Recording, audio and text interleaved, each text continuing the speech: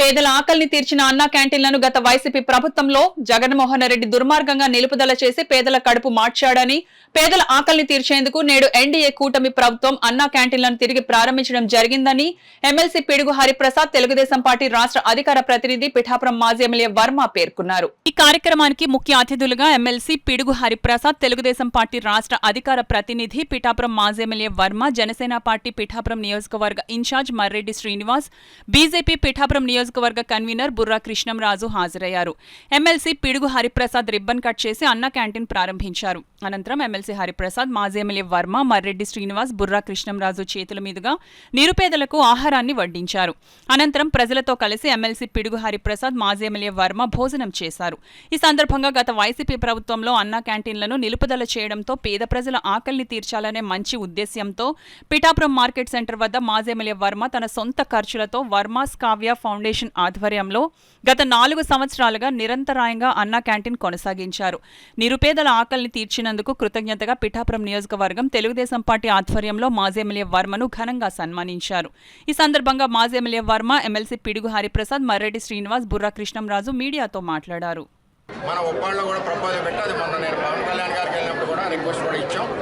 ఏది ఏమైనా పేదవాడికి గుప్పుడు అన్నం పెట్టాలన్న దృక్పథంతో కూటమి ప్రభుత్వం పనిచేస్తూ ఉంది.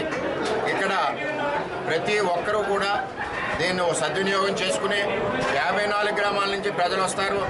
ఇక్కడ రూపాయి పెట్టుకుని టిఫిన్ తినే పరిస్థితి ఉండదు. అంచేత అన్నా క్యాంటీన్లో 5 రూపాయలకి భోజనం ఉంది, టిఫిన్ ఉంది, అన్ని సదుపాయాలు ఈ ప్రభుత్వం ఏర్పరుస్తుంది. కాబట్టి అందరూ ఉపయోగించుకోవాలని చెప్పి ఇది పేదల ప్రభుత్వం, పేదవాడి కోసం పనిచేసే ప్రభుత్వం చంద్రబాబు, పవన్ కళ్యాణ్ అని చెప్తే మెనూ మన ఇంట్లో మీద బాగుంది. మన ఇంట్లో ఒక ఇడ్లీ పెట్టి బయట తయారవుతారు. ఇక్కడ ఇడ్లీ ఉంటుంది, ఉప్మా ఉంటుంది, పూరీ ఉంటుంది, మళ్ళీ పప్పు ఉంటుంది, కర్రీ ఉంటుంది, సాంబార్ ఉంటుంది, అదేవిధంగా పెరుగు ఉంటుంది. నీట్గా ఉంటుంది భోజనం. ఎందుకంటే ఏం కావాలి చెప్పు, ఒకసారి ఇక్కడ తిన్నా అంటే ఇంట్లో ఆడవాళ్ళతో తగువే మనం రోజు ఇన్ని రకాలు అడుగుతాం. అన్నం పెట్టడం అనేది మన ధార్మిక ఆలోచనలో ఒక భాగం. అటువంటి అందరికీ అన్నం అందే విధంగా ఈరోజు ఈ అన్నా క్యాంటీన్ ప్రారంభించాం. ఎన్డీఏ ప్రభుత్వం ఏదైతే హామీలు ఇచ్చాయో అవన్నీ అమలు చేస్తాము అని చెప్పడానికి ఇది ఒక నిదర్శనం.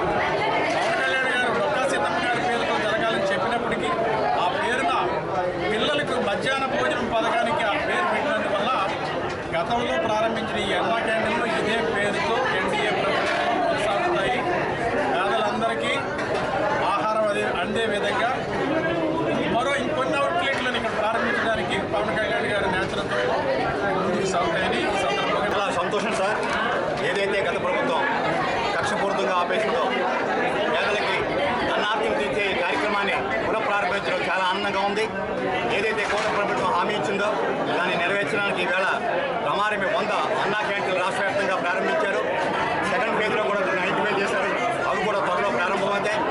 సామాన్యుడి కోసం ఎన్డీఏ ప్రభుత్వం ఇచ్చిన హామీని నిలుపుకుంటే వారికి ప్రత్యేకంగా నారా చంద్రబాబు నాయుడు గారికి, పవన్ కళ్యాణ్ గారికి మా అందరి తరఫున కృతజ్ఞతలు తెలియజేస్తున్నాం.